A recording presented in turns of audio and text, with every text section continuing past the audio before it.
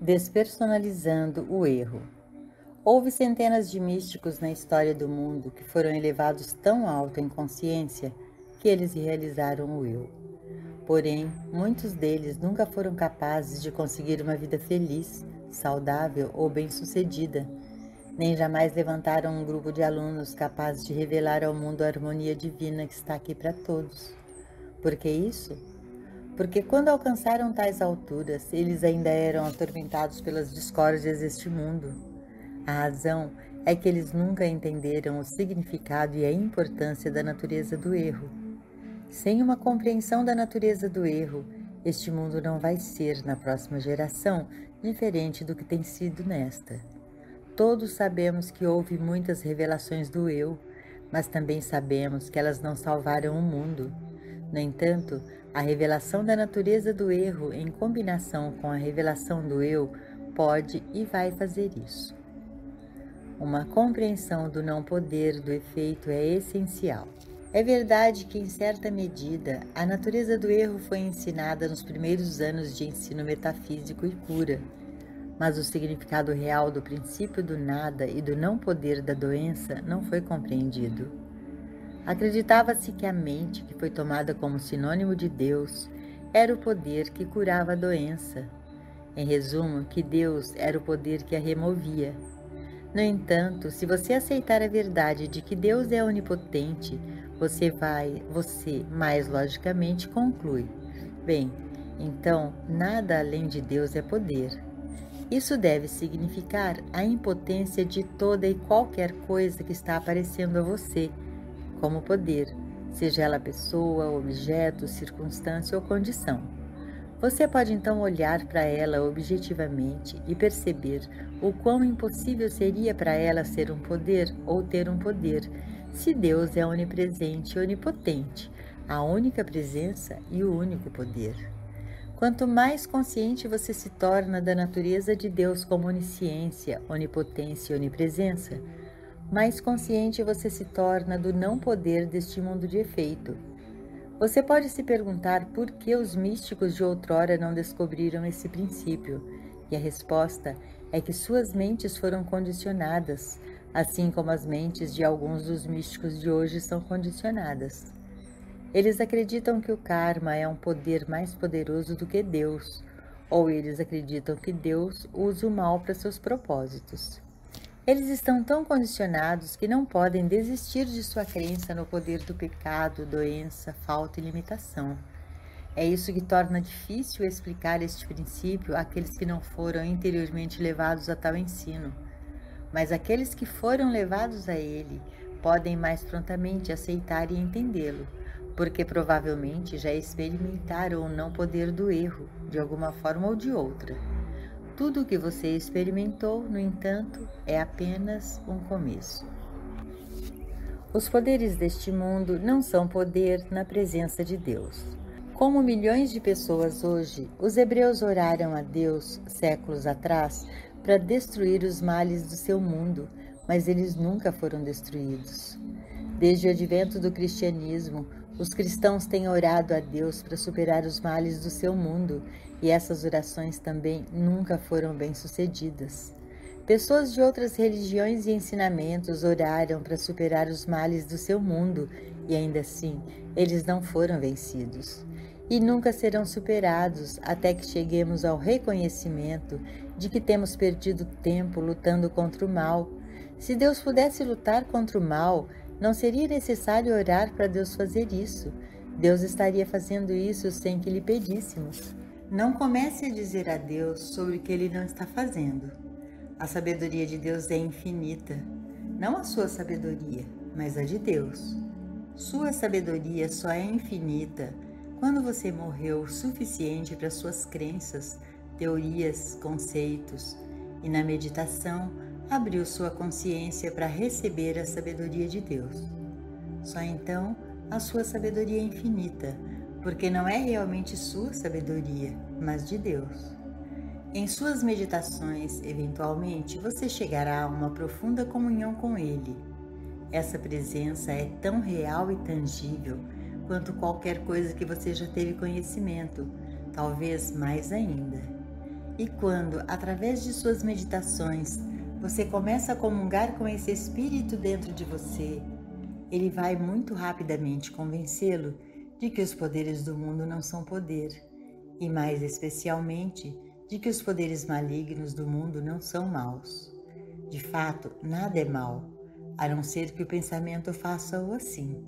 Aceite-o, tornando-o assim, mas em si e por si mesmo não há mal. Em qualquer medida que tenha experimentado uma cura espiritual, você já terá provado esta verdade. Em outras palavras, se você tivesse um resfriado que seria supostamente um poder, e se você tivesse uma cura espiritual dele, então você saberia que o que foi provado é que aquele resfriado não era o poder que afirmava ser.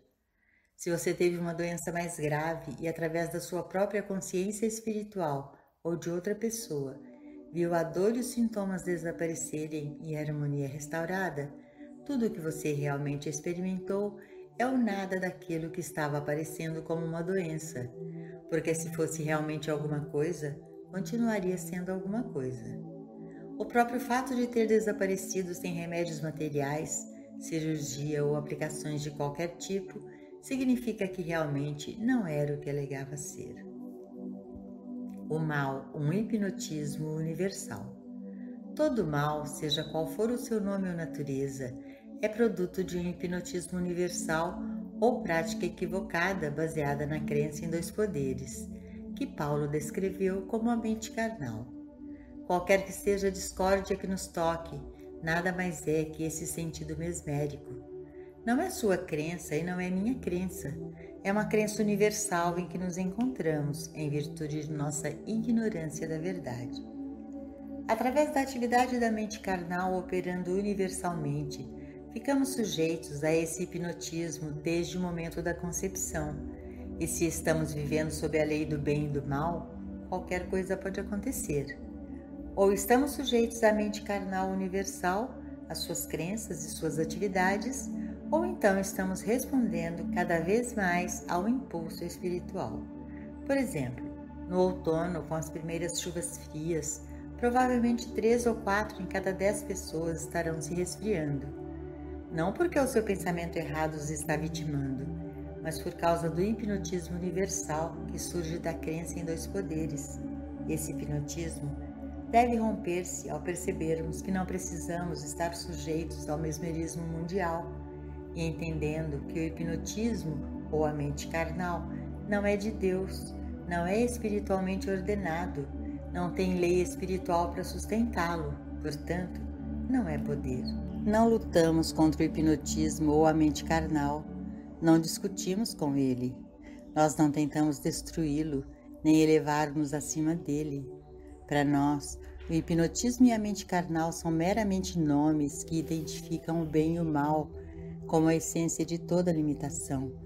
E conforme vencemos a crença nos poderes do bem e do mal, começamos a dissolver a fonte de nossas discordâncias e desarmonias. Quanto mais vivemos na percepção de que não precisamos estar sujeitos ao hipnotismo da crença mundial em dois poderes, mais nos libertamos dessa influência e vivemos sob a graça, em vez de sob a lei. Quando entendemos Deus como onipotência, podemos então perceber que o hipnotismo, o mesmerismo, a mente universal ou a crença universal em dois poderes não é poder de fato, e conforme o grau dessa realização, tornamo-nos livres. Essa crença universal da mente humana ou carnal pode agir como poder apenas com a nossa aceitação, mas em si e por si não há poder na sugestão de uma entidade além de Deus, separada de Deus, ou uma presença ou poder sem Deus. A única presença é a onipresença. Mesmo que possamos acreditar que vemos um fantasma, mesmo que possamos ver o pecado, a doença ou morte, a única presença é a onipresença. Deus é o único poder, independentemente das aparências, e Deus é onisciência, é toda sabedoria. Portanto, não precisamos saber nada sobre a atividade da mente ou do corpo. Tudo o que temos a fazer é descansar na onisciência de Deus, descansar em sua infinita sabedoria. Na medida em que nós permanecemos na onisciência, onipotência e onipresença, podemos afirmar com convicção: ah, sim, entendo que não há outra presença e não há outro poder além de Deus. E isso que nós chamamos de crença em dois poderes, a mente carnal, isso não é poder. Isso não pode operar no homem ou através do homem. O mal é impessoal. Todo mal é impessoal. Não há pessoa em quem, de quem ou por quem possa operar, seja uma alegação de tempo, de doença ou de falta. Qualquer que seja o nome ou natureza do mal, é impessoal. Ele não pode se erguer em você, em mim ou em qualquer pessoa, lugar, coisa ou condição. A raiz de todo mal é a mente carnal, ou uma crença em dois poderes. É a crença de que há poder na doença, falta ou pecado. É o hipnotismo causando toda a discórdia no mundo. Na medida em que percebemos que em todo este mundo não existe tal coisa como uma entidade que seja o bem ou o mal, estamos fora da mente carnal. Portanto, mesmo pensar ou dizer que é boa alguma coisa, pessoa ou condição, é permitir que a mente carnal nos controle. Há apenas um ser, uma essência, um poder, que é a consciência Deus. A consciência não é boa ou ruim, ela apenas é. Para que a consciência seja boa ou má, teria que ter um oposto e ter graus. Não há opostos em Deus, não há graus em Deus. Deus é infinito, Deus é onipresente, onipotente, onisciente. E isso não deixa espaço para opostos, oposição, limite ou finitude. Conforme permitimos a limitação e a finitude operarem em nossa consciência, nós trazemos a mente carnal em nossa experiência. A mente carnal não é superada combatendo-a, mas reconhecendo que ela é composta pela crença no bem e no mal. Reconhecemos o bem e o mal na experiência humana. Isso não significa que na nossa experiência humana cotidiana não tomamos conhecimento do bem e do mal. Naturalmente, reconhecemos em nossa experiência que uma condição de saúde é uma expressão melhor do que uma de doença, e um dos frutos da vida espiritual é um sentido de saúde que podemos agora estar desfrutando. Então, enquanto é verdade que humanamente nós parecemos compelidos a reconhecer as limitações do bem e do mal, devemos reconhecer que a consciência não incorpora em si mesma quantidades ou qualidades do bem ou do mal ou de limitação. À medida que nos envolvemos nas atividades rotineiras do dia, internamente mantemos a conscientização do eu como consciência individual e reconhecemos que tudo que aparece em nossa experiência como pecado, doença, morte ou limitação é a mente carnal, o braço de carne. Nada. Não negamos que existem motoristas mal capacitados na estrada, motoristas bêbados, incompetentes ou mesmo imprudentes. No que diz respeito à imagem humana, as rodovias estão cheias de pessoas boas e más, mas tendo reconhecido isso, tomamos nossa posição espiritual. Sim, essa é a aparência, devido à crença da mente carnal no bem e no mal, mas não é poder, não é ordenada por Deus, mantida por Deus ou sustentada por Deus, é apenas o braço de carne. Nada. Ao longo de nossa experiência humana, não podemos evitar estar conscientes do pecado, da doença e da pobreza no mundo, condições que estarão no mundo enquanto houver uma raça que não se tornou emancipada. Enquanto existir um mundo composto pela crença no bem e no mal, estas imagens estarão sempre aqui para nós vermos. A doença ao redor, morte, insanidade e violência, coisas produzidas pela mente carnal. O que determina a harmonia da nossa experiência é a nossa reação a essas coisas. Não se trata de esconder nossas cabeças na areia, reivindicando ou declarando que não existem, mas reconhecendo que, sim, elas são braços de carne. Elas têm poder apenas temporal. Elas são poder para um mundo que acredita no bem e no mal, mas não para mim. Sei que há um só poder. No início de nossa jornada espiritual, estamos apenas saindo do sentido mortal do mal para um sentido melhor da vida humana, mais saudável, mais rica ou mais feliz, mas que não é o sentido final da vida. O sentido definitivo da vida é a realização espiritual, que no momento certo nos retira da percepção tanto do bem quanto do mal da vida humana. A onipotência do eu. Uma vez que você tem que testemunhar os males deste mundo como eles aparecem em sua experiência, seja com a sua família, seu vizinho ou sua nação, certifique-se de que, em sua meditação, você cubra os dois maiores princípios do caminho infinito. Primeiro, abra a porta da sua consciência e admita o eu, e então reconheça. Não tenhas medo, eu estou contigo. Não tenhas medo dos que estão por aí, eu sou ele. Estou aqui, estou ali, não tenhas medo. Eu no meio de ti sou poderoso, eu sou a vida eterna, eu sou o caminho. Basta confiar em mim. Não temas o perigo, porque não há nenhum poder externo a ti. Eu dentro de ti sou o poder infinito, todo o poder, o único poder. Viva pela graça, já que eu sou tua carne, teu vinho, tua água. Eu posso te dar a água da vida, e se beberes dela, nunca mais terás sede. Tenho carne que o mundo não conhece. Eu sou a ressurreição, eu sou o caminho para a tua paz, eu sou o caminho para a tua abundância, eu sou o caminho para a tua segurança, eu sou a rocha, eu sou a fortaleza, eu sou a torre mais alta. Permanece em mim e deixa-me habitar em ti, e nenhum mal se aproximará da tua morada. Não há armas que se levantem contra ti que te possam atingir, porque são sombras, não são realidades, não são poderes. Eu, dentro de ti, sou a onipotência, o único poder.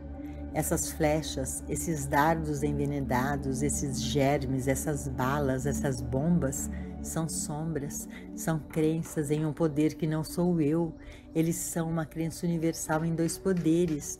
Acredita em mim como onipotência. Você não está no misticismo até que tenha aberto a sua consciência para a verdade que eu, dentro de você, sou Ele, que Cristo tem estado encarnado em você e que a anunciação significa a concepção do Cristo em você. Seu reconhecimento desta verdade é o nascimento do Cristo em você. Mas quando você aceitar isso, não se esqueça que a aceitação não será completa até que você tenha aceitado a onipotência do eu, que é o primeiro princípio do caminho infinito, junto com o segundo, que é o não poder do que está aparecendo como o mundo dos fenômenos. Reconheça o mal como a mente carnal. Na sua experiência, você estará lidando com pessoas de diferentes estados de consciência, de vários graus de bem e de mal, e mesmo que eles não te toquem pessoalmente, você estará ciente do mal em pessoas ativas em assuntos comuns, nacionais ou internacionais. Não é o suficiente, posso assegurar-lhes, testemunhar o fato de que Cristo está neles. Você deve dar o segundo passo também e reconhecer que a mente carnal não é poder. Só isso completa sua oração ou sua meditação. Até que você tenha reconhecido: eu no meio de mim sou Deus, eu no meio de ti é Deus, e a mente carnal, a crença universal em dois poderes, não é poder. Aí então você terá completado. Não tente destruir o mal em uma pessoa. Perceba a natureza universal da mente carnal e depois esvazie isso, chegando ao nada. Isso pode ser feito porque Deus nunca criou uma mente carnal. Deus nunca criou dois poderes. Deus nunca criou o mal. E, portanto, na medida em que você o despersonalize e o reduz a nada, você traz sua oração, tratamento ou realização a uma conclusão. Então você pode descansar e ter certeza de que você realmente lidou com a situação inteligente e espiritualmente, porque o que você fez foi honrar a Deus ao reconhecer sua onipotência. Você honrou a Deus ao reconhecer a onipresença, a presença de Deus dentro de você, o verdadeiro eu do seu ser. E assim, praticamente varreu o diabo para longe, na compreensão de que a mente carnal, a crença universal em dois poderes, não tem uma lei de Deus para mantê-la. O mal que se aproxima de sua morada sempre se personaliza. Ele vem como um pecado, como uma tentação, ou como um apetite falso em você ou em alguma outra pessoa. Ele sempre personaliza-se como ele, ela ou você. Repare e você notará que você raramente pensa sobre o alcoolismo. Basta pensar sobre o alcoólatra. Você raramente pensa no vício em drogas, mas pensa no viciado em drogas. Você nunca pensa na mente carnal universal. Você pensa sobre o homem mau na prisão, porque o mal sempre vem de uma forma personalizada. Veio a Jesus na forma de um demônio. O mal sempre se personaliza, mas quando Jesus encarou o diabo, não havia nenhum diabo ali. Foi apenas uma tentação em sua mente. Tinha que ser enfrentada em sua mente. Assim, não há nenhuma pessoa má que o confronte. Não há nenhuma condição má que confronta você. Ela é uma personalização da mente carnal e pessoal, não a sua crença ou a minha, mas a crença universal em dois poderes. Quando você reconhece isso e despersonaliza, o mal se afasta da pessoa, seja um pecado, doença, apetite falso ou o que quer que seja. O mal se retira muito rapidamente ou às vezes lentamente, dependendo do grau de receptividade da pessoa. Nenhum poder de Deus é usado. Quando você aprende a despersonalizar o mal, você não precisa invocar um poder de Deus. Você pode aceitar Deus como onipotência, mas somente se você puder ver as más aparências, tão chamadas de maia ou ilusão, sem tentar fazer com que Deus faça algo a respeito delas. Se você puder fazer isso, você estará na sabedoria espiritual. Então você pode dizer ao cego: abre teus olhos. No entanto, no momento em que você tentar obter um poder de Deus para fazer algo pelos cegos, você perderá a demonstração. Se você puder olhar para o homem impotente e dizer: levanta-te, pega a tua cama e anda, você poderá ajudá-lo. Mas quando você se volta para Deus para fazer algo por ele, você está dentro do mesmo sonho que ele está. Os iluminados espiritualmente sabem que não há necessidade de invocar Deus para nada, porque Deus está sempre presente e sabe o que faz. Ele não precisa ser lembrado, dirigido ou suplicado. Se você realmente quer honrar a Deus, saiba que Deus é sempre Deus. Deus está sempre mantendo e sustentando o seu universo espiritual. Então, em sua libertação por Deus, você percebe: que poder há além de Deus? Que presença há além de Deus? Não devo ser enganado pelas aparências. Então você vê a retidão revelar-se. Nenhum poder de Deus é utilizado. O poder de Deus estava lá desde o começo, mas o reconhecimento de sua onipotência e onisciência, além da percepção da natureza irreal das aparências, o trazem para sua infinita manifestação. Desperte da inércia para o ser. Está ao nosso alcance. Está em nosso poder determinar se valorizamos ou não nossa liberdade o suficiente para romper a inércia mental que nos impede de perceber, por 2, 3 ou mais vezes por dia, de forma consciente, a verdade. Cada um de nós tem um destino espiritual. Então, o que nos impede de experimentá-lo? A fé em dois poderes, o bem e o mal, que se cristalizou tanto na consciência dos seres humanos que formou uma negligência, um hipnotismo que nos mantém sob sua lei, em vez de nos mantermos sob a graça.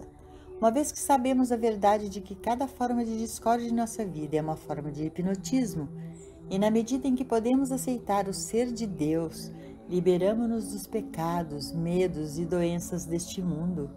Nossa mente não está, então, estendendo a mão para Deus, nem está procurando o bem. Estamos completamente liberados de buscar qualquer coisa. Deus é, eu sou, e nós descansamos nisso. Minha vida e a vida de Deus estão unidas, é a única vida. Minha mente e a mente de Deus são a única mente. Nada pode nos separar ou nos dividir. Nem mesmo a vida ou a morte podem me separar da vida de Deus, do amor de Deus e da abundância de Deus. Porque Deus é isso agora. Eu não posso fazê-lo e nem mesmo Deus pode fazê-lo. Assim tem sido desde o princípio. O que Deus uniu, nenhum homem, em nenhuma circunstância e nenhuma condição pode separar. Qualquer crença que eu tenha até agora, aceitando uma presença ou um poder à parte do eu que eu sou, eu conscientemente rejeito, por conhecimento da onipotência e da onipresença. Despersonalize Deus, despersonalize o mal, conheça a natureza do eu como ser universal, como vida universal. Não permita que o véu que personaliza Deus seja colocado de volta. Não construa imagens de Deus. Não faça uma escultura em madeira. Não faça uma estátua em marfim. Não faça nenhuma imagem mental de Deus. E então você não estará personalizando Deus. No momento em que você tem uma imagem de Deus em seu pensamento, você está personalizando e você estabelece que esse conceito seja Deus. E um conceito não pode ser Deus. Só eu posso ser Deus e não pode ter uma imagem mental desse eu. Essa é a única palavra que desafia a descrição. Você pode tentar, mas não conseguirá fazer uma imagem mental do eu. Uma vez que esta verdade foi revelada para você, nunca mais será velada novamente. Você nunca mais será capaz de voltar a fazer conceitos de Deus ou sair à procura de Deus para fazer algo para o nada e não poder, que é este mundo de fenômenos. Sempre esse sorriso virá a seus lábios e a palavra eu virá. Então você estará em paz, você estará em descanso. Então, em silêncio e confiança, você pode ser um espectador de Deus em meio à ação. Você faz, mas ninguém o impele. Você nada autoriza, você nada envia. Em silêncio e confiança, você torna-se um espectador observando o que acontece.